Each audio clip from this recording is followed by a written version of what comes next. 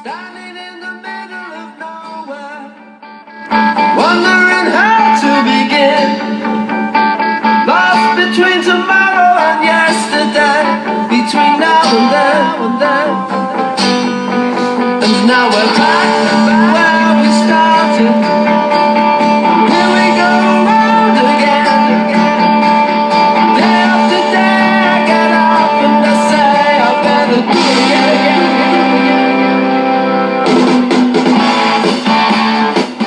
Good afternoon, everybody, and welcome to season number 3 of Behind the Bench. I am Rocco Granado from InLacrosseWeTrust.com, and with me, as usual, is none other than the birthday boy, Gary Groove. Gary, first of all, happy birthday, and how you doing? Thank you, Rocco. I'm doing very, very well. My head is still spinning from all of the Minto controversy this past week, but doing very well. The bigger question is, how are you doing? We have, we've experienced a lot of ups and downs together. I know you suffered a severe loss. I hope you and the family are doing well. Yeah, we're doing fine. Just to let everybody know that they showed on our page. Unfortunately, we lost my mom back on August 3rd. She lost her battle with cancer. We talked about this before. She battled lung cancer for a while. She's 30-year breast cancer survivor. The liver cancer kind of went behind somewhat of a wall. And then in the beginning of this year, she got diagnosed with stage 4 lung cancer. They put her on a chemo pill. That seemed to be working for a while up until around, I want to say the middle of July, or maybe after the first week, right after July 4th.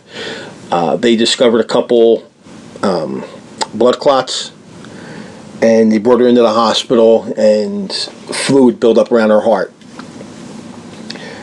They wanted her to get her breathing back up to speed before they can even think of doing a procedure where it would put some kind of a sealant, I'll say. I don't know what the medical term they would use for it, but put a sealant around her lining of her stomach where the fluid wouldn't be able to produce from the blood thinners. When they drained the fluid, they found that cancer cells were in the fluid around her heart. So the cancer cells were already in the fluid, and it was gradually, or maybe at a more rapid pace, going through her body because her legs were really hurting, and we kind of knew it was going into her bones and into her back and everything. The doctor told us, they could do aggressive therapy, but that would only buy us about 6 months, and that wouldn't be quality. So my mom knew what was going on, and she just said, just keep me comfortable, and and that's what they did. She one thing she said to me, and I'm going to try to do this without crying. She said to me, "I hope you're not mad at me." And I asked her why would I be mad at you? And she said, because when I was raising you, there were times that I didn't let you do things with your friends that you wanted, that you wanted to hang out with, and I was more of a strict mom than some of the other parents. And my mom raised me as a single parent. My stepfather was in the picture. They got married in 1980, but they were together 47 years. And so it was mainly my mom raising me. And I told her, I said, if you weren't tough on me, 1, I wouldn't be the person that I am today. 2, I wouldn't have had such a smooth road. That's why you were tough on me. And that's why a lot of parents are tough on their kids, to make sure they go down that smooth road. You don't want to have a bumpy road for your kids. And, that's what she did, and she just said, some of her few last words to me were, I just hope you're not mad at me, and I had to tell her that I wasn't mad at her. That's just how, my mom was. And yeah, I get it. I went through it 2 years ago. Same thing. So cancer survivor and gallbladder cancer. Yeah, it's rough. For months, but I understand totally what you're saying. We had our charity tournament, and we'll talk about that briefly later on. She wanted me to score all the goals. And I kind of told her that, my teammates might have something to say about that. She goes, no, they just are to pass you the ball, and that's it. If they don't, I'm going to come after them. and that was not from the cancer affecting my mom. That was my mom normally. Okay, that's my mom normally. She was that crazy. Okay, she would have. God, let me put it this way: my mom would have hung out with us. She would fit in right with our whole lacrosse family. Oh yeah, that's wonderful. Okay, so by her saying that, that's just her being her. And I'm a big proponent of, as long as you keep the memory alive, you keep the soul alive. Yes. So all of our moms are with us all the time. So yeah, it's. I'm glad to see the family is moving forward. Yeah, I mean, we are. I am Jackie. My two kids, Christopher and Samantha. My stepdad, or I should say my dad. I mean, he's been in my life for 47 years. He's a little, still shaky. I mean, you're with somebody for 47 years. You wake up in the morning and they're not there. It's kind of, Well, I wouldn't know what to do. Yeah, and I wouldn't know what to do. So. Yeah, and that's where he's at, and he's just starting to learn the computer. So I've been on the phone with him for the past few days trying to get the computer savvy into him, so to speak. Because he wants to keep an eye on his credit card, make sure that's being used correctly, and, things like that. So, but, as my mom would say, do what you would normally do as if I was still here. And, there's going to be, you'll have time to sit and think about me and think about crazy stuff and all that. So that's what we're going to do. All right. Well, you actually picked up with the right sentence. Crazy stuff. Yeah, a lot of crazy stuff. We'll start with the Minto Cup because you've been following that along with the playoffs. We did have the draft, so we have to kind of summarize the draft as well. One team went kind of defensive, the other team went kind of offensive.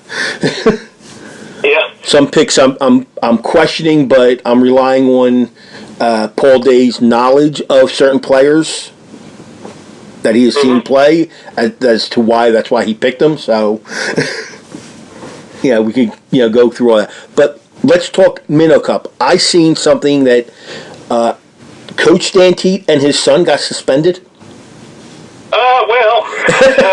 Let's pick this up right from the beginning, shall we? We had a decent tournament going on. We had Brampton go 3-0 in the round robin. We had Coquitlam go 2-1 and win the semifinals to face each other. So you did have the two best teams in the country going there. So this was, in my eyes, is like great. Can't wait to watch this. And then we had the interesting game one, in which Brampton got out to a pretty big start. And then things went kind of strange. In Brampton's eyes, the reffing kind of turned. Guys were flopping all over the place, getting penalty calls, and laughing as Brampton guys were running to the box. This enraged the Brampton bench. So much so that coming near the end of the game, things boiled over. I believe with about 3 minutes left when Jeff T got basically thrown into his net, and no call was made. With 2 seconds left, the video shows Jeff having a few words with the referee. Now, there's still 2 seconds left. If anything was said that was not good, there should have been a penalty issued right then and there. Not so much as a 2-minute unsportsmanlike conduct penalty was issued. After the game, now, I know Jeff very, very well from all my days of being around the Brampton Excelsiors. He doesn't have a mean bone in his body. He doesn't say very much at all. His dad does. That doesn't surprise me at all that his dad voiced displeasure. Right. But for these penalties to be thought up after the game as match penalties, right away you're setting yourself up for all kinds of things. Like I say, the original words that Jeff had, which was about 4 seconds worth, being led back to the bench, with 2 seconds left. If it was anywhere, any shape or form derogatory, there should have been an unsportsmanlike penalty or a misconduct or something issued. There wasn't. So I say, Afterwards, they were both issued match penalties, which carries automatic 3-game suspensions. No appeal. However, Brampton found a loophole in this, and they didn't like the way the penalties were called, and they went on that angle, which is legal. Now, the big meeting happened the next day before Game 2. In that game, Coquitlam did wind up winning 11-9. And kudos to Coquitlam, they played a good game. And Christian Del Bianco was Christian Del Bianco. He stood on his head. What else is new? Well, yeah. But before Game 2, they held a meeting.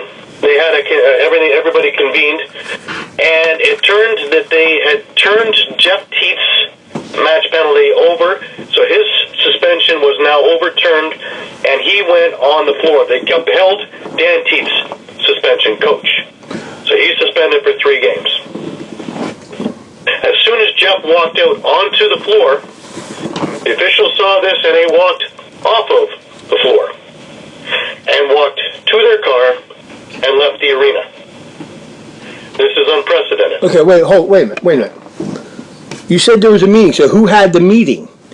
The CLA, the Minto Cup, the Brampton Excelsiors, and I believe the officials' representation were in there. Okay, so then the officials knew that the suspension was lifted for Jeff, and that he would be out on the floor.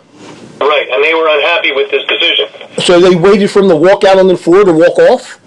Yeah, they felt the CLA did not have their backs, and they left.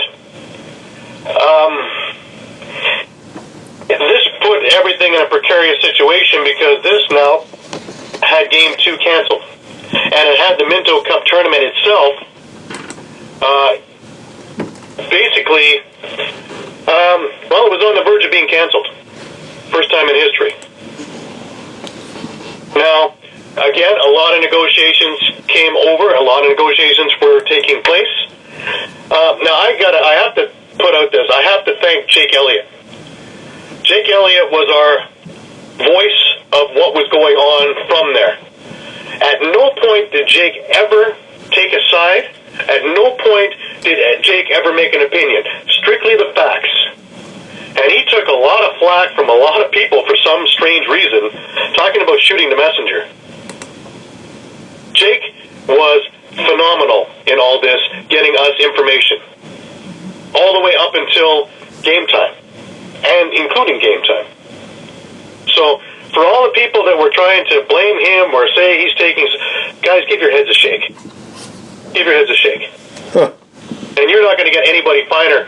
And we're all very, very lucky that Jake Elliott is there right now and calling this. Yeah. So, I really, it pisses me off to no end to see all this. But, that being said, it's the whole thing, if there's not enough drama already in this, here we go, right? So what happened was, now, the officials were threatened with litigation for walking off. So what's happened now is to avoid litigation, they're not coming back. They've resigned from the tournament. Wow. But they found senior officials in Alberta, one in Ontario and one in BC. So they have 5 officials to come in and do the rest of this tournament. So that's what's happening. No, they are not scabs. No, they are not just people off the street. They're highly touted officials. And they did amazing work in both Games 2 and Games 3 that were played.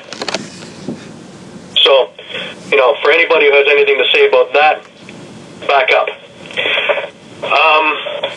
But yeah, the only reason this worked is because litigation was threatened, because they did walk off the job. Because originally, they were starting to threaten that President's Cup, Man Cup, you're not going to have any officials for this too. Depending on how things played out. Right. So, once the plot thickened enough that lines were drawn in the sand, of course CLA had to do something, and they had planned to enforce code of conduct violations to all officials at Minto Cup, should they choose not to step on the floor. So, Cooler heads did prevail, thank goodness. Thank goodness. And we were able to get games in. Now, after all this was said and done, I don't know if Brampton was just plain worn out from everything, but they looked out of sorts in Game 2 and lost. You know, now again, Christian Del Bianco stood on his head. He faced, I think, 55 shots and only let in 6 goals, and they wound up winning 8-6. But last night was Game 3, last night being Friday night, which was originally supposed to be an off day, and because of the cancellation on Thursday, or Wednesday, days are all the same now to me, for Game 2. Yeah, Thursday was canceled. So Friday was Wednesday was canceled. Anyways, Friday night was supposed to be a day off. So Friday night, Game 3 took place. Saturday night, tonight, will be Game 4, and Sunday night, if needed, Game 5. So, Game 3, Brampton had a huge second period, a 7-goal run, which won them the game. And they looked like the Brampton team that played this tournament. But if there wasn't enough drama already, with just over 3 minutes to go in the game, Brampton goalie Stephen Earlman went behind his net to engage a little bit of contact and do a little bit of interference. Well, he got flattened, and he wasn't moving. And it took several minutes for the trainers to get him up that he would get to the dressing room on his own power. Now, we have no word yet. I fear it's concussion, but we have no word yet on his status for tonight's game. So, does Brampton have to go with their backup goalie for the rest of the tournament? Even more. With a couple of seconds left, Del Bianco comes out of his net with the ball. He knows it's coming. He braces for contact. He gets contact. The Adirondacks don't like that and engage. Now, luckily, cooler heads prevailed. Otherwise, this could have been a real debacle at the end of Game 3. So, if there wasn't already a history between these two teams, I suggest you all watch the game tonight. The plot has thickened immensely. Now, needless to say, Jeff Teat, being the best player in the world through all this, has got 21 goals and 18 assists in the tournament and is about ready to set a record. But, that's all to the wayside with all the other drama that's going on here. Right. So, pay the fee, watch the game, because you're watching some amazing lacrosse from two amazing teams. And hopefully all the drama now is behind everybody, that they just let these teams play and do what they do all year. Now, what site is that on? What? If you go to www.albertalacrossetv.com, you get to the main page there, click on the Minto, and you're right there. Pay and click watch. on it, and it's a $10 Canadian fee, so I imagine it's even cheaper US. Yeah, it's probably about $9 and change or $8 and change, something like that. Yep. But you know what? Put that up. Have your feed from before the game right through to the end of the game. Yeah, put that up on our page. I will. Because that'll give me something to watch tonight. I think so. I think there's a lot of storylines on there. The WWE is jealous with all the storylines that are going on here. Yeah, exactly. But now, okay, so those officials have resigned, okay? Yes. My question is this. This is the reason why I asked you who was in that meeting.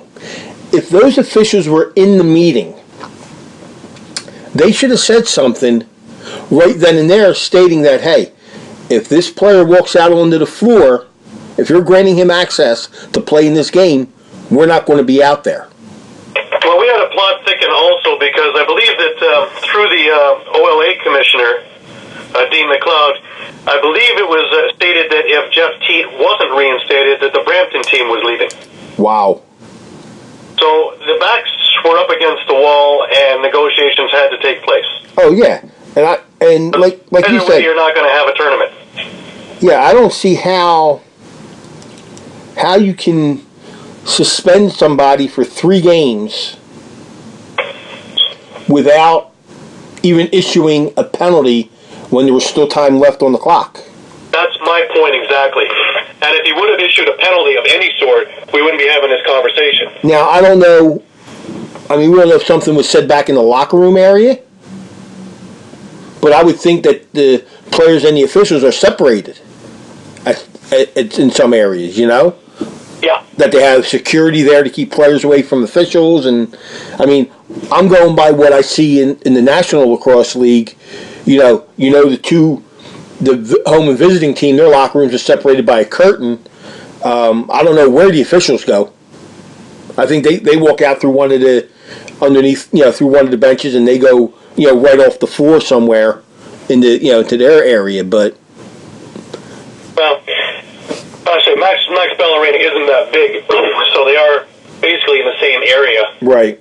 Yes, but like I say, there's a lot of gray area here. The CLA has never put out what was said, so it's all hearsay for us to speculate what was said, what wasn't said, what is to be interpreted as a threat, because for that match penalty it has to be a threat to an official.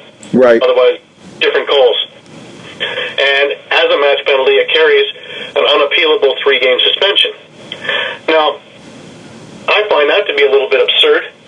Then you have something that is at the discretion of a referee that can't be appealed by a team. That to me is wrong. Because if it's something that's that major, that needs to be reviewed by the league, or in this case, the tournament. So, again, if there's a wrong way to do everything, once again, the CLA and all of that has found the wrong way to do everything. Yeah, but luckily, we've been able to get games 2 and games 3 in, with games 4 and games 5 in there. So, by the time this is all over, this debacle, black eye as it's been called. Right. This will be over. It's not an unprecedented thing, because I think back to the 80s when the NHL had a problem like this, and they actually handled it even worse. Yeah, you used to have like the bench clearing brawls and. Oh, you had Jim Schoenfeld go off on one of the referees. He was the coach of the New Jersey Devils at the time. I believe it was in '83, and there actually was contact made, inadvertent contact, but contact. Contact, right. And he was suspended, and through whatever negotiations, he was reinstated and allowed to coach. Now, the referees, of course, officials left. They weren't going to have anything to do with that playoff game if he was on the bench. So the NHL actually took replacement officials to do a playoff game. This, at least, they're using officials these officials had chosen to step in. But that's after litigation was. Yeah. So everything is a little bit strange, but we are going to get a tournament and we are going to get a winner. Yeah, strange is. It's an understatement, but yeah. We've seen some pretty good lacrosse once they actually got down to playing. Like last night, Stephen Orlman, up until where he got hurt, had faced 54 shots. And he had made 46 saves, so it was his night to shine up until his injury. The night before was Christian Del Bianco facing 55, and he shined. So these goalies have stolen the show. Oh yeah, definitely. Jesus. And last night the big hero for Brampton was Justin Sykes. It wasn't Jeff Teat. Jeff Teat only had 1 goal and 1 assist. Clark Peterson had 2 goals, 4 assists. Justin Sykes, 3 goals, 3 assists. Austin Hazen, Mike Hazen's son, 2 goals. Seth Van Scheppen, 2 goals, 2 assists. And for Coquitlam, they're big guys. Jalen Chester, Denon Armstrong, they weren't the big guys yesterday. Colin Monroe had 4 goals and an assist yesterday. So, you're having different players emerge all over the place. So it's great to see. And this is what we're going to be seeing in the NLL level in the next year or two. So sit tight, folks. We're going to have some really good players coming up. Yeah, Jesus. Now, Now, there was, like I said, I've been out of it for almost the past month, so to speak. But I did notice another fight happened. This was a player with an official. This was a senior B game in Quebec. This was the most bizarre thing I ever seen. This is a lot of reasons why people are up in arms about what was said, what wasn't said with the teats and an official, because this just happened a couple of weeks ago. Now, this blockhead is about the nicest thing I can say. Yeah. He got into a fight. He got into an altercation with another player. I guess he didn't like what the referee was doing, and he turned on the referee, lost his mind, and beat this poor referee to a pulp. Now, apparently they've had a history, the player and the official, but that doesn't give you any right to put your hands on an official. No. Ever. And believe it or not, I don't know how the rules are in Canada, but I know here in the States, if you assault any type of an official, you put your hands on him, it's a felony charge. Yeah, and that's all going through here as well, but the biggest thing that everybody's calling for now, just from the game itself, is a lifetime ban from anywhere. Oh, yeah, definitely. Is necessary. Yeah. Because you can't have that in this game. No, but what I don't understand is, while this is going on, the other two officials don't try to get in there to break it up, nor do any of the players from the other teams. Yeah, nobody got in there until this was over. Right, now they were saying that, they thought they might have gotten called for a third man in, or could have started a whole different kind of fight if they would have went after the players instead of trying to break it up.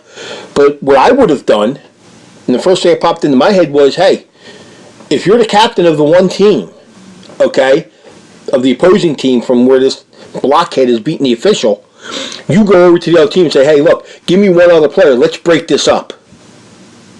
You know what I mean? So this way, both teams aren't, you know what I mean, dropping the gloves again. You know? Both players are going, you tell the team, their guys say, hey, look, pull your teammate off, I'll pull the referee off. You know what I mean? So this way there's no, any further, fights going on. And as you do that, you go over to the official and say, hey, look, we're going to break this up. We're not getting third man in. We're breaking this up. The whole situation was asinine. The whole thing needs to be reviewed legally, also game-wise, also by the league, because everything was absolutely handled wrong. Yeah, I mean, that's just, to do something like that to an official is... ridiculous is the nicest word that comes to mind. Well, seeing we're on a podcast, we're on the internet, I'm going to say asinine. Well, yeah, inflammatory would be a good word for it. Yeah, I mean, that's just... When I saw that video post, I was like, you got to be kidding me. Mm-hmm. Yeah. And I'm watching, I'm like, okay, when is somebody going to come in and break this up? Yeah. That just, that angered me more, I should say, than the player hitting the official like that. That nobody stepped in. Neither the other officials or anybody from the other two teams. If anything, somebody from his team should have went over and pulled him off. They didn't even do that. So my first question would be to that team: why didn't you send one of your players over to pull your man off that official? I mean, that should have been right off. You should have players going over to pull their own teammate off the official. That's one question I want answered. Why?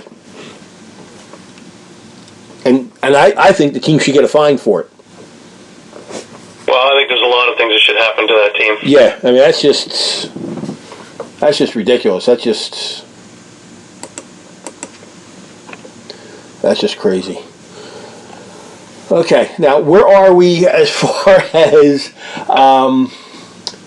the Adirondacks are leading 2-1 in the best-of-5 series. Right. If they win tonight, it's over. If Brampton wins, we go to Game 5. Wow. Okay. So I'm still looking, and I haven't seen anything anywhere about an update on Stephen Orlman, if he's going to play or not. I sure hope he is. But we haven't seen anything yet. Okay, so that game's tonight. Now we look over. It's 7 o'clock Calgary Central Time. 9 o'clock here. It's 9 here. Yeah, 9 o'clock here as well. Okay, and we go over into major. And the only one who's been vocal on Twitter about it is his brother Kevin, questioning about a legal hit. Right. Or legal play, and nothing so far. Nothing so far, right? Now we head over to the MSL, and we got a lot of interesting things going on there. We do. We have the series that's tied 1-1 in the finals between Oakville, who won their very first playoff series in history, beating Six Nations. And that was about 4-2, I believe. Yes, it was. Yeah, and the hard-fought series, but Oakville put it together. Nick Rose has been playing absolutely spectacular in that. Spectacular. Yep. And Johnny Paulus, he has been an absolute horse this summer. Absolutely, he has been a scoring machine for the Rock. Having Andrew Q there also, a Mimico boy, he's also been playing spectacular. And, defensively, they've all been very good. Jalen Rogers has done great offensively, and I think you'll see that come the winter time with the Rock, that he'll be moving up to the offensive end, because there's just too much skill there to lose. Right. To defensiveness. There's many others that can take that place. Yeah, now Brooklyn almost pulled the upset by knocking out Peterborough. Well, it looked like Peterborough was just going to walk all over Brooklyn. They went up 3-0, and all of a sudden, Brooklyn woke up. They won the next 3 games in a row. In fact, in the Game 7, the rubber match, it was tied going into the third period. And it was, this whole series came down to 20 minutes. Yep. And now, Peterborough had a little bit more left in the tank and had a big third period and wound up winning that series. Right. But I tell you, Brooklyn, Brooklyn was right there. And in fact, one of the games that Brooklyn lost, in my opinion, they really should have won. So this should have been Brooklyn's year to make it to the final. Should have been theirs, yeah. Yeah. Now, one thing that's now Peterborough's there. Yeah. And again, Game 1, which was won by Peterborough in double overtime, was the game that, again, I felt that Oakville should have won. But irony of ironies, who got the goal in the second overtime? Adam Jones. Yeah. Rock player. So, playing against most of his fellow teammates. So, just coincidental, the storyline again. Well, the thing that's worrying me in this series, I really should say worry, it's only been 2 games. But Peterborough has only scored 8 goals in both games. Yeah. I credit a lot of that to the Toronto defense, or the Oakville defense, sorry. The Toronto, Oakville, same thing. Yeah, I think people in Oakville get a little mad at me, but the Oakville defense for being really sharp. They're on top of. They're not giving them an inch. They're not giving them any room to operate. No. Holden Catoni, he's working his butt off trying to get open to get a few opportunities. He had 2 goals the other night. Sean Evans, he had 4 assists, but not really getting much in the way of looks. Kyle Buchanan was the big scorer with 2 goals and 3 assists the other night. Corey Small had a couple of goals also, but really not a whole lot in the way of open looks. And when there have been, Nick Rose has been absolutely close to invincible. He 63 shots on net, 55 saves. I'd say he's playing stellar. A lot of those shots are from the outside, though. So he's able to see it. We know about those outside shots. Down on these breakaways, Nick has been absolutely, like a rock. Pardon the pun. Yeah. So, I'm looking forward to seeing a really good rest of this series. We're seeing absolutely stunning lacrosse. I will be there in Peterborough tomorrow. Oh. I will be in Oakville on Tuesday. I love that Peterborough arena. Yeah, well, there's a lot of stuff going on that too, because it needs some construction on the floor. Yeah. But they don't have anywhere to put anybody. So both the Peterborough Pete's hockey team and the Peterborough Lakers are going to be without a home if they do this. So it's still up in the works on what they're going to do. But yeah, the arena's beautiful. Yeah. You know, 3,500 people or whatever it seats, and man, you know, absolutely, you know, good seating, very comfortable. I like going in there, so it should be an interesting thing. And that's what a 2-hour drive. How long of a drive is that for you, Gary? I'm sorry? How long of a drive is that for you to Peterborough? About an hour and a half. Hour and a half? Yeah. Yeah, because I remember when we were in Oshawa during the summer. About a 45-minute drive. Yeah. Yeah, it's not bad. No. It's, like I say, I would sooner do Oakville. Oakville's much closer for me. So. Yeah. But still, to see that series, yeah, take the hour and a half drive. On a Sunday evening, yeah, it shouldn't be much of a headache. No. Just the construction on the way back, which makes it very, very impossible to get anywhere. Yeah, it's kind of like what I did in for the Major Lacrosse League.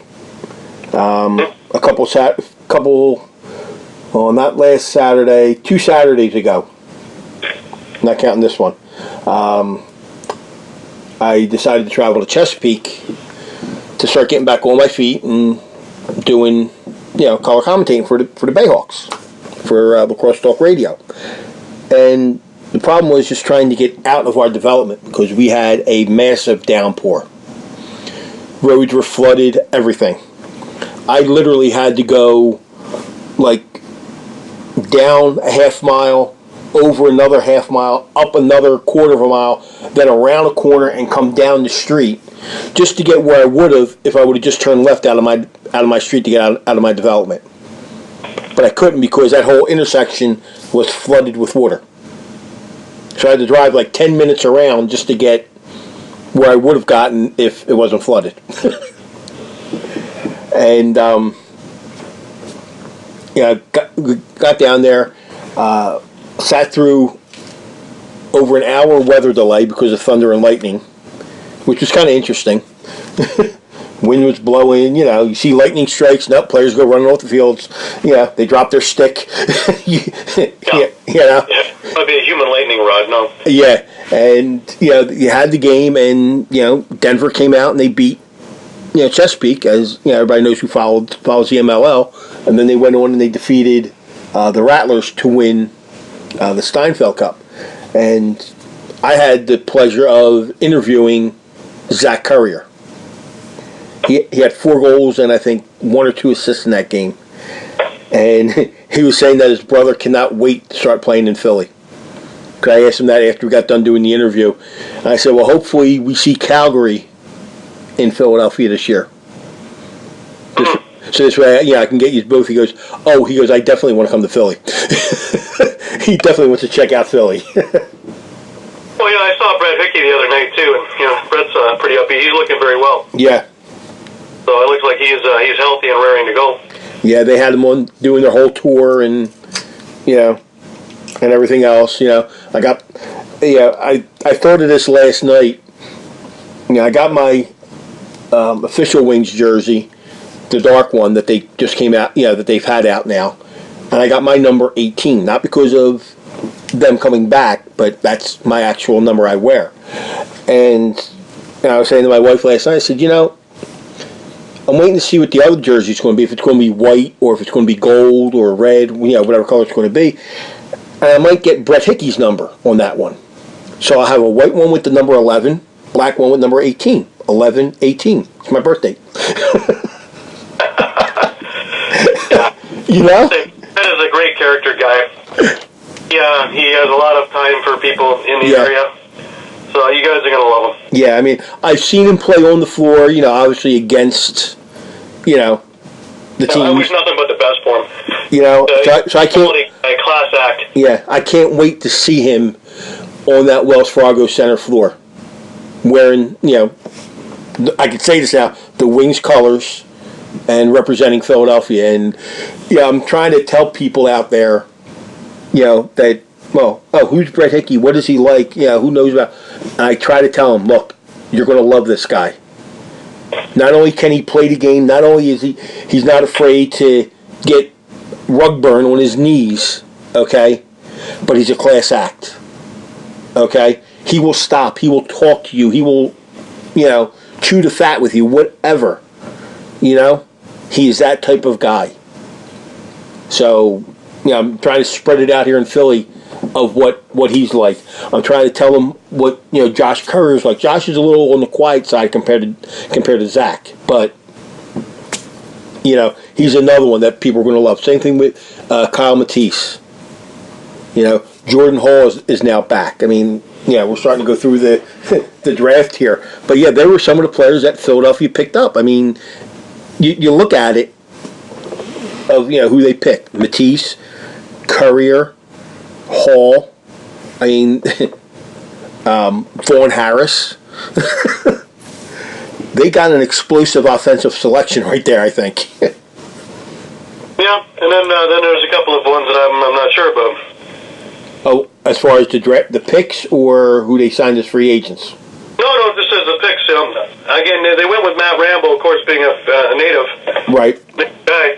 But, again, he had a kick at it with, was it New England? Yeah, he got a kick out of it, takes up with New England, but he was more of a product of the numbers. Mm-hmm. They still wanted him in the system. They were hoping that, he would, his game improve a little bit and, go again this year. And, this is somebody that really never played the indoor game. That's what I'm saying. To use a pick on that, I'm not really sure about. Well, considering, you go local a little bit, he could have that natural raw talent. You never know. So who knows? Maybe here in Philly, maybe Paul Day gives him a better shot than what they wanted to give him in New England. Maybe the year off, that year he was able to sharpen up his skills a little bit. During their practices, because he was on the practice squad, and he bulked up a little bit more. So who knows? We'll have to see when training camp gets underway, see what he has, and who knows? Maybe he still may be on the practice squad, but maybe at some point during the year he does crack the roster. You never know. I wanted to see him. He reminds me of a young Jake Berge. So it's very possible he could crack the lineup. Especially you start with a new team. Why wouldn't you? Mm-hmm. I've been busy also. And a couple of things. Of course, they lost Brett Hickey and they lost Turner Evans to the draft. But then they picked up Johnny Powless. And as I've mentioned a little earlier, Johnny has had a great summer. Well, they picked up Powless through a trade that happened real quick. It was a three-way trade actually, because New England traded Johnny to Calgary for draft picks. And then Calgary, in turn, traded Johnny to Toronto for Dan Taylor. So that's how that turned out. Yeah, hopefully he gets, Works good for both of them. I think Johnny Powless is going to do very well here. And I think Dan Taylor gets a shot there in Calgary, where he's having a tough time breaking into the lineup both in Saskatchewan and Toronto with the firepower that these teams have. But a bigger piece of news is that Toronto lost their captain. Brody Merrill has decided to not sign with the Toronto Rock, which leads to all kinds of speculation. Now, of course, I am leaning, even though that he still is part of the Hill Academy here, to go play for his brother. I think that one's on the wall there. And, of course, with Patrick being the GM and coach of the San Diego Seals, the fit is a pretty good one, especially to finish off his career with family. Yeah, but I don't think he's going to go out there for that. Oh, I do. I don't, because I'm going by when I talked to him earlier this season, when Boston played Chesapeake. He kind of gave me that little half smile, when he said, "Oh yeah, Philly's, getting everything together." He goes, "Should be a real fun city to play in." And he gave me that little smile. So I don't know. He may come back here because it'll be close to home. For him, for the Hill Academy, and coming down here. So who knows? I don't know if, even if it's not Philly, I think it's still going to be somewhere east. I don't think it's going to be going out west. We'll see. You know, I mean, I don't know what his schedule is with the Hill Academy and things like that. So, because you got to remember, it's not like they have their own. Well, San Diego may have their own plane with Joseph Tsai. Who knows? Yeah. But like I say, we'll see. Yeah. So. Now, what's speculation on a captain for Toronto? Now, of course, the popular thing is, put it on Schreiber. I don't think that's the right answer. Because I don't think that just because you lead in goals, you are the captain. That's not a leader to me. No. Also, Tom doesn't make practices, so I think we need a captain who's around. Now, my inclination, and he's wearing an A with the Oakville Rock this summer, is Billy Ostrauser.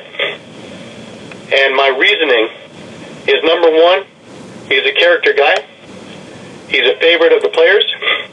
He will drop them with anybody. He's shown this summer how offensive he can be, as well as being a good defensive player. And again, a character guy and a leader. So that's where I see it. And talking with a few people around on the track off the record, nobody seems to be telling me, nah, I'm crazy. So we'll see. We'll see. There's a number of options, but that wouldn't be a I would bad like choice. that one myself. Yeah, I could go off the board here. You could even say possibly Nick Rose. Yeah and no at the same time, because it's not often you see a goalie as a captain. Right. That's one. Right. Two, there's enough for him to do. He's got plenty to do in the nets than to worry about all the other stuff that's going on. Exactly. And I think that would be an unfair burden to put on him. Yeah, I'm looking at I'm looking at their roster. Who you could even put up a fight for Adam Jones. Yeah, but Jonesy is a little bit more silent than some of the others. Okay. More a lead by example kind of guy. Yeah. No, I like your choice. I'm trying to look at some other. You could go with the Jalen Rogers as well. Yeah. And he's only coming into year 3 in the league. How about Hellier or Sandy Chapman? Sandy Chapman's name's come up before too. Yeah. But I look at it this way: how many more years does Sandy have in the league? He's got a number of years already. So I would suggest he's got a year or 2 left in the league before he just says enough and spends time with family on his extra time. Yeah. Sandy works as a nurse, so his schedule's already up in the air, right? Up in the air, right. Yeah, I mean, there's a number of players you can go with. There really is, unless they... that was the first thing that popped into my mind of, that would make sense. Yeah. I could be way off. I have been before. I will be again. But, I can see that being a move that I wouldn't disagree with. No. Now, do I think Toronto's finished with moves? No. Oh, no. No. I think the best is yet to come, so to speak. Yeah, because, I mean... But we'll see. Free agency signing, you've seen a lot of that already, come and go right now. And I don't think things are going to pick up until, actually, we're exactly 1 month away from the draft. Mm-hmm. September 25th. Not at the track, but right here. We're actually changing locations and changing countries now. Yes, right here, deep in the heart of South Philadelphia. My old stomping grounds. That is where the draft will be, and guess what? So will I. Mm-hmm. I've been waiting for this day for I don't know how long. I can't wait to see who's going to be that first draft pick. Well, the overall pick, and then also the first pick for the Philadelphia Wings, which would be number 2 overall. Now, I think the Wings actually stole somebody out there, and I think they made a great pick. They signed him just the other day, and that's Liam Burns. Great field player. but I was lucky enough to watch him last year play for the Brampton Excelsiors. And I think you got one heck of a hustler out there. Yeah. Just like I'm very happy that from the Brampton squad that The Rock have signed Jordan Dance, who will help Bill Caputo out quite a bit. Yeah, they took him. They play together very well in the summertime. Yeah, they stole him out of Rochester. Yeah, and they re-signed Darryl Robertson as well, who as a Cobra Kodiak played very, very well. Really good defenseman. He's a little gazelle up the floor. So I think that's another good one if he can stay healthy, because the reason why he didn't crack the lineup last year was he was hurt a few times. So yeah, now there's a couple names here for Philly that I haven't heard of. Adam Osika. Yep, another MSL product, another decent player. And Cody Rasowitz. Yeah, I don't know. Yeah. I'm just going down, just looking through the transactions. Buffalo signed Dylan Malloy from Brown now, there University. you got a real good player. That's an excellent signing, and he'll fit in very well with Buffalo. Yeah, New England. Wow, New England got back Tyler Digby. Yeah, they traded for him, didn't they? I think that was part of that. Well, it just says that they signed him to a 2-year agreement. Mm-hmm. So it might have been through free agency. I don't know. Okay, here you go. Drexel University product from Coquitlam. Cole Schaefer signed with the San Diego Seals. Signed him to a 2-year deal. So Cole Schaefer, who was drafted by Calgary last year, was released by Calgary during training camp, and then signed by Vancouver, and then released a week later by Vancouver. Mm-hmm. Signed a 2-year deal with the new San Diego Seals. So I always liked Cole. I covered him, like I said, for 4 years with Drexel. This kid, even though he's small, he's like Shane Jackson small. He's like 5'9". Mm-hmm. He's gritty. He'll get in those corners. He'll do what has to be done. So this could be a perfect spot for him. With a new team. I think so. I think that'll probably be a good fit. Yeah. Rochester also did a couple of decent things. One, they already have Luke Leskevich on their practice squad, which I think he's going to get a good opportunity to make the lineup. He had a great summer for Coburg. Also with the Scottish field team in the World Championships. He had a good tournament there. But they also took the captain from the Brampton Excelsiors, Mike Burke, and signed him to a 2-year agreement. Berkey is a fantastic player. Yeah. Pretty, good hands, great offensive juggernaut, and he's a big body. So I think that'll help out the Nighthawks too. So there's been all kinds of interesting moves. Yeah. August 5th was a big day for Philly. You got Tim Henderson, United States Army, signed a 1-year deal with Matt McMahon. Wings also signed Blaze Reardon to a 2-year deal. Got him from Buffalo. He was a free agent from Buffalo. For those that aren't familiar with the name of Blaze Reardon, he was a University of Albany goaltender who always liked to get the ball and run down the field and take a shot on net. A lot of times it went in. Yeah. The one I liked was that Philadelphia signed Doug Buckham. Yeah, and that's one name I wanted to ask you about. Okay. Doug played most of the summer as the starter for the Peterborough Lakers. Right. While Matt and Evan Kirk were still embroiled in the NLL finals, Buckham basically put the team on his shoulders. And even when Vince faltered a few times, Buckham became the starter for the rest of the season and played very, very well. Now, my question is this. Now, I like him, again, because as David DeRuscio, I don't think he's your starter. I think he's great off the bench, but I don't think he's your starter. Buckham, I think, can be a starter. The question I have is the Alex Bouquet idea. One who plays great with the nets being a few inches shorter, smaller. And then when you come to the NLL size, the shots that would go over the shoulder into the corner will now catch top corner. And that's what happened to Bouquet. Is that going to happen to Buchan, or is his reflexes good enough for those extra couple of inches? Right, and that's I'm betting on yes, they are good enough. I've watched him play, and I think he's a really good goalie. Yeah, and that's the one goalie I had a question about, but I'm thinking, okay, obviously Paul Day knows a lot more than we do, but also Paul Day's GM in Peterborough. Yeah, so he's going to know. Yeah. The other big signing that same day was, we had Liam Patton to a 2-year agreement for the Wings, but Steph Charbonneau. Yes. Steph Charbonneau, again, another Mimico product, played very, very well for the Mountaineers in junior.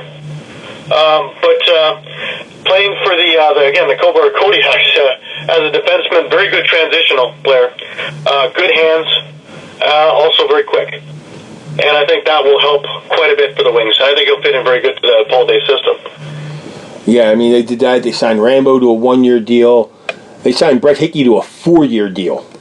Yeah, well, they're basically making him the poster child, and they're kind of working around him, which is great because, Brett, I think his game, I think, will fit in with the city mentality as well, because he's a gritty player that has really good hands. He can score from anywhere, but he's not afraid to mix it up. He's a big body.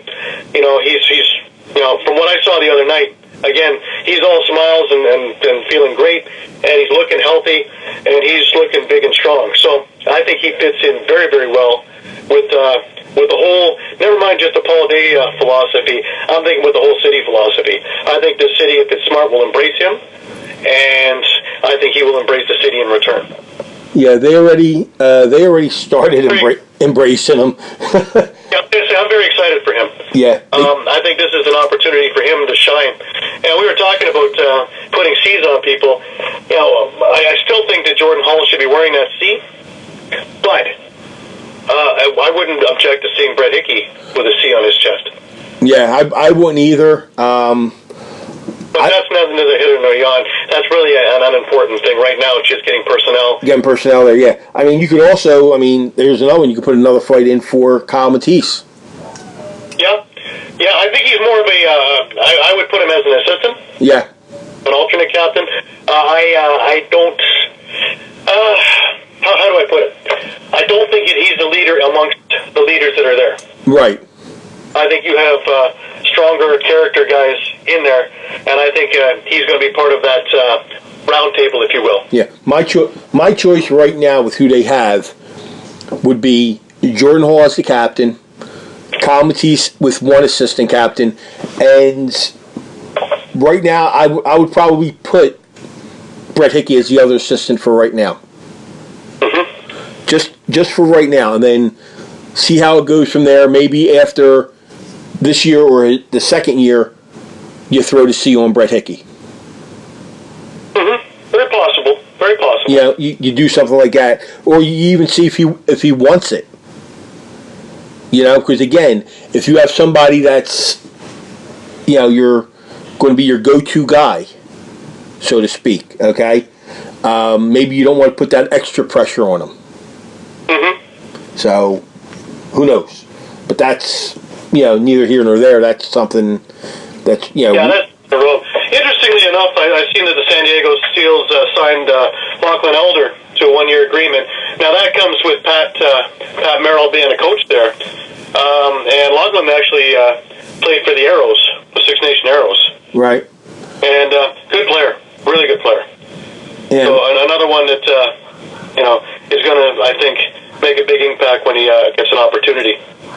Yeah, I'm going through here. I see that San Diego, they signed Joe Walters to a 1-year deal. It was a surprise, and a lot of people in Rochester were going, what? Yeah, I don't see him going out west. He's the one who agreed to it. So I do. I think after a couple of years of just field only, I think Joey wanted to come back in, and I think he wanted a fresh start, honestly.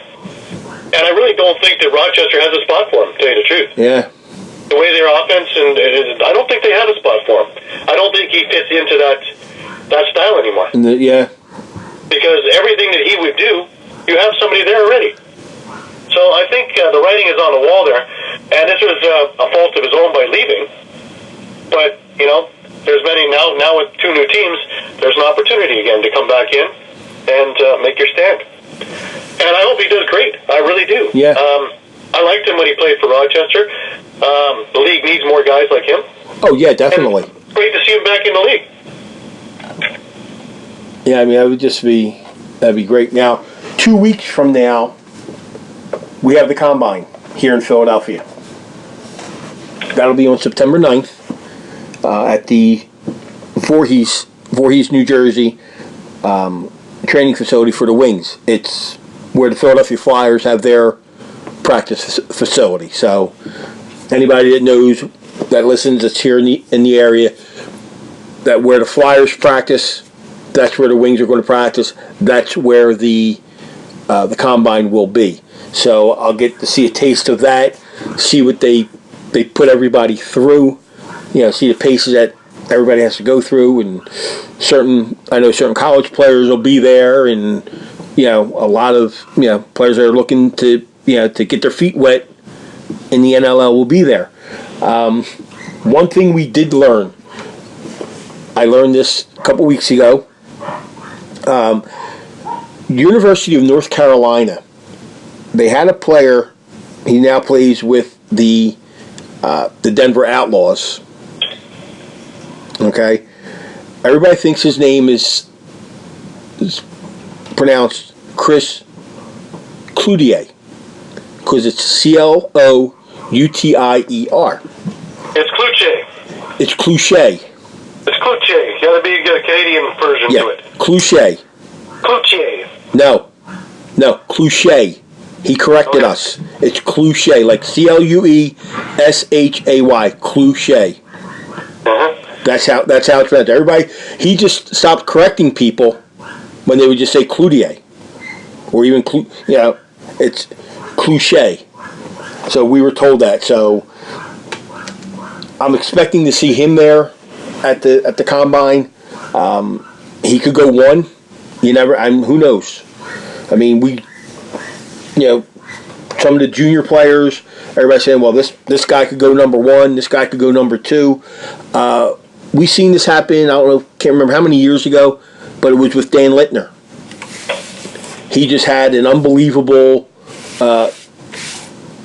Combine, and when they played in the game, he was just scoring like there was no tomorrow, like there was nobody else out on the field. And it shot his stock way up there.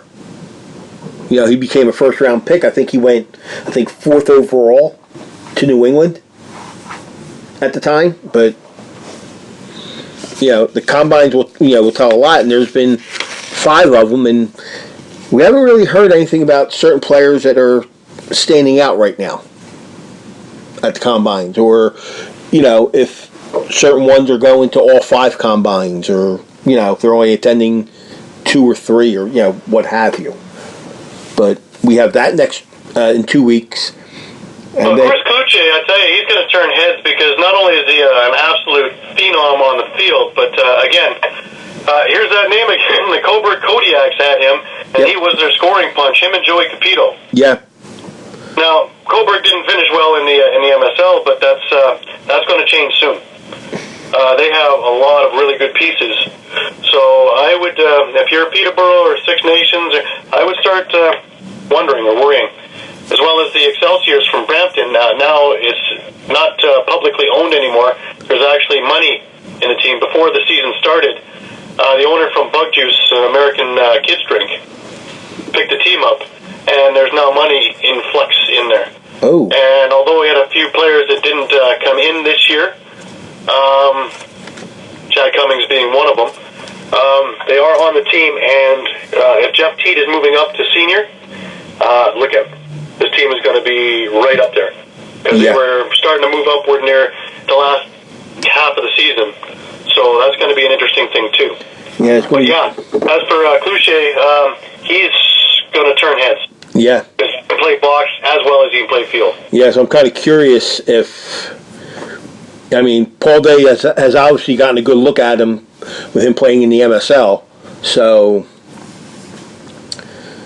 I'm kind of curious to see what kind of if he's there at the Philly Combine to see what he turns out. If he's there, I'm definitely going to be keeping an eye on him to see what he does, and see if I hear any rumblings. Maybe I know some of the coaches will be there, some of the GMs. Maybe try to get a little insight. Who are they looking at? Who do they like? What's what's going on? But Gary, we got a lot going on. We do. We've taken a few weeks off for all kinds of things, including the Fan Cup. If you want to take a couple of minutes and just that one, which you and your associates, from what I hear, everything was fantastic. Yeah. Ran like smooth as clockwork. Yeah, it ran very smooth. Kudos to everybody who got this set up. I mean, I know I'm going to leave some names out, but Ryan Parsons, Bianca Reddy, Jeff Hodgins, Sean Gracie, my team captain. Just to name a few, okay? Not to mention the countless number of players who donated items, the number of companies that donated things, okay? I have sitting behind me a t-shirt blanket that is actually made up of all t-shirts from teams in the NLL, whether they go from the old Philadelphia Wings to, let's see, an old Rochester Nighthawk one. You got the Albany Attack, the Minnesota Swarm, the New York Titans. So all these t-shirts are knitted into a blanket, a big quilt blanket. And that was sold for $120. So if it's sitting behind me, it lets you know who got that. There was just so much that was donated from companies out there, and there were IPA beers that were there. That places. Stickman Brewery was there with some of their beers and everything. The banquet was just phenomenal. The food was just completely off the hook. From what I heard, I didn't stay at the hotel, but the Doubletree Hotel across the street here in King of Prussia did a fabulous job hosting the players that came in. We raised close to $10,000 for three separate charities. We don't have the final count. They're waiting. They're paying off some other bills that they had to pay, but it's very close to $10,000. And we mentioned that one of the charities was to a good friend of ours and a player, Frank Bonner, who is going to have a kidney transplant. And we found out that it's coming from one of the players that play in the tournament with us. And we found that out during the banquet. And I want to give the name. I know I'm going to mess it up, but her first name is Jill. And I'm trying to see how to spell her last name, but it came out that she will be one of the she is the donor, I should say, for Frank Bonner. They're just waiting to get everything kind of all taken care of to get things going. And it usually her name's Jill Vanden Heuvel. She plays goaltender for the Fan Cup team for the Minnesota Stingers. And she ended up being a better match than Frank Bonner's family member. So, wait and get all the I's dotted, T's crossed, and that'll be happening. Hope. There's lots of stories. Yeah, a ton of stories out there with all the charities and everything. I want to give out a real special thank you to everybody there, because everybody knew what I was going through at that time. And, Who won? The Buffalo Brigade won. Buffalo Orange. They had two teams. Buffalo came with two teams, an orange team and a black team. So Buffalo Orange beat the Toronto Roadies. In a very, very well played game too. That game could have went either way. But the real winners are the charities. You know, Buffalo has bragging rights. You know, next year it'll be up in Minnesota. You know, it was a well played tournament by all. Everybody there, like I said, knew what I was going through. They kept their support for me, kept me going. Because my mom wanted me to go and play. So, everybody there just kept me, kept my motivation going. So that's what it's about. You have your whole lacrosse family, and when one person hurts, you all hurt. Everybody's always there for each other. And we were there for the charities. We raised the money, and the checks will be going out soon to them, the presentations and things like that. And now we start getting prepared for 2019, which, like I said, will be in Minnesota. Minnesota. Yeah, so that should be kind of interesting. I might be going now because we might be getting a bus to go. So who knows? But nice. But yeah, from now until I think the end of next September is really going to be crazy, because you have the combine coming up, then the draft, then you're looking at the season starting, and everything else, just going down the line. The college championships are here, and then next September you have the World Indoors out in Vancouver. So it's going to be kind of crazy. But real quick, I wanted to go through the WLA playoff real quick. They're in their finals. Maple Ridge and Victoria. Obviously, the winner of that goes to the Minto Cup. And right now, Maple Ridge took out New Westminster in 4 straight, which I was shocked. Let's see. Long team. Yeah, Maple Ridge and Victoria. Let's see. So Victoria 1-1, 2-1. Maple Ridge is up 3-1. Okay, their first game was back on August 17th. Victoria wins that 9-4. The 19th, Maple Ridge a 9-8 win. Then on the 21st, Maple Ridge a 9-7 win. And then in double overtime on Thursday night, Maple Ridge 8, Victoria 7 in double overtime. So that puts Maple Ridge up 3-1. And that Maple Ridge team, yeah, they got Ben McIntosh, Riley Glowen, and Taylor. They're packed there. Victoria has Reese Dutch and Marshall King. They have their players there. But where's the next game is looks like that's tonight. 6:30 Pacific, which is 9:30 our time. So you could have one of the teams already being placed in the Minto Cup tonight, should Maple Ridge pull off the victory. Now the game is in Victoria, so they would have to take the ferry boat over, if you've ever been over into that area. But yeah, Maple Ridge wins tonight. They'll win that series 4-1, and they'll be representing the Western Lacrosse Association in the Minto Cup. And is it out west this year, or is it here? I know I asked you this a million times. It's over here. It's over here, okay. So Maple Ridge will have who knows how long until they would face off against either Oakville or Peterborough.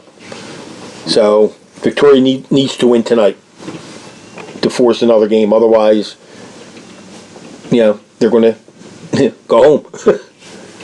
Mm-hmm. And Maple Ridge could be kind of tough, because that means they take out New Westminster in 4 and they take out Victoria in 5.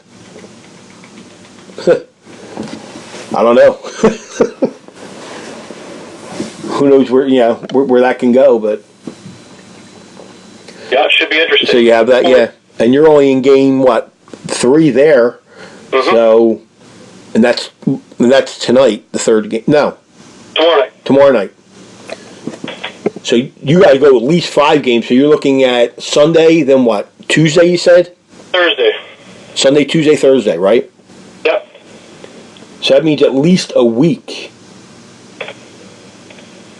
Well, I don't think they would start it early. I think it's set on a certain time of when the game 1 is. So I know they have everything set up. Yeah.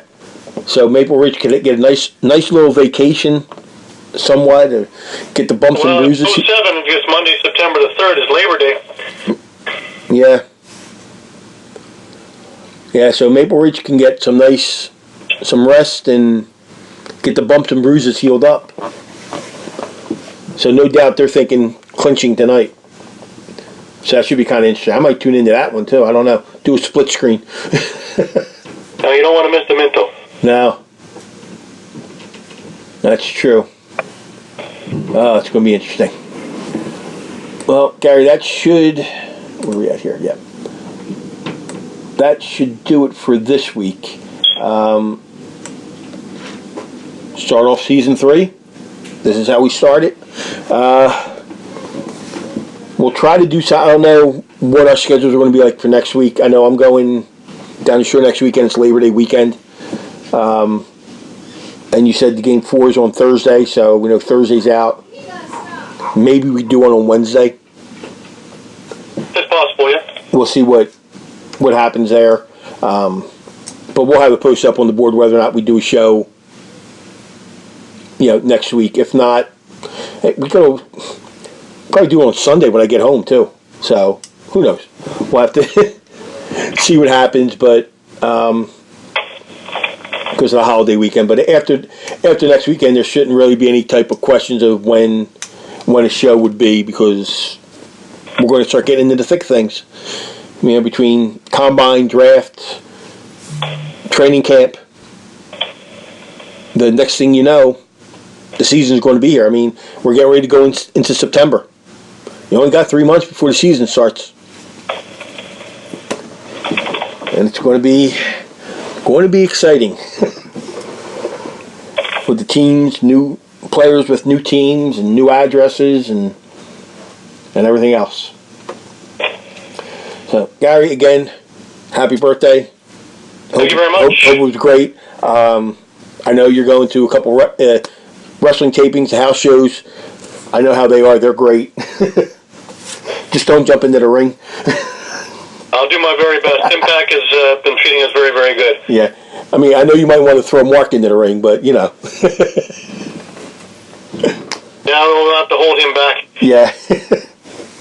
But, yeah, they're great shows to be at. So, until next week, as Gary said, go onto our page. He's going to post a link for the minute. Already up, AlbertaLacrosseTV.com. Yep. It's already on our page there. Just click on it and it'll take you right to where you have to be. Right, you have to be. You have that there. You can go to WLA Lacrosse for the, if you want to watch, the Western Lacrosse Association. You got Maple Ridge and Victoria. A win by Maple Ridge puts them into the Man Cup final, and they have to sit and wait to see who they're going to face. So, a lot of lacrosse action going, but as Gary said, I don't think you want to miss the Minto Cup. It's there. It's really exciting. So it's wild. On and off the floor. It's wild. Yeah. So that sounds like something definitely going to tune into. Like you said, Gary, I think you said it was $10 Canadian money. $10. It's well worth your money. Great lacrosse. Yeah, $10 Canadian, so it comes out to about $8-9 American money. So be a good Saturday night. So for Gary Grube at laxphilly.com. I'm Rocco Granado from InLacrosseWeTrust.com. You've been with us behind the bench. We'll see everybody here again next week. Standing in the middle of nowhere, wondering how to begin. Lost between tomorrow and yesterday, between now and then. And now we're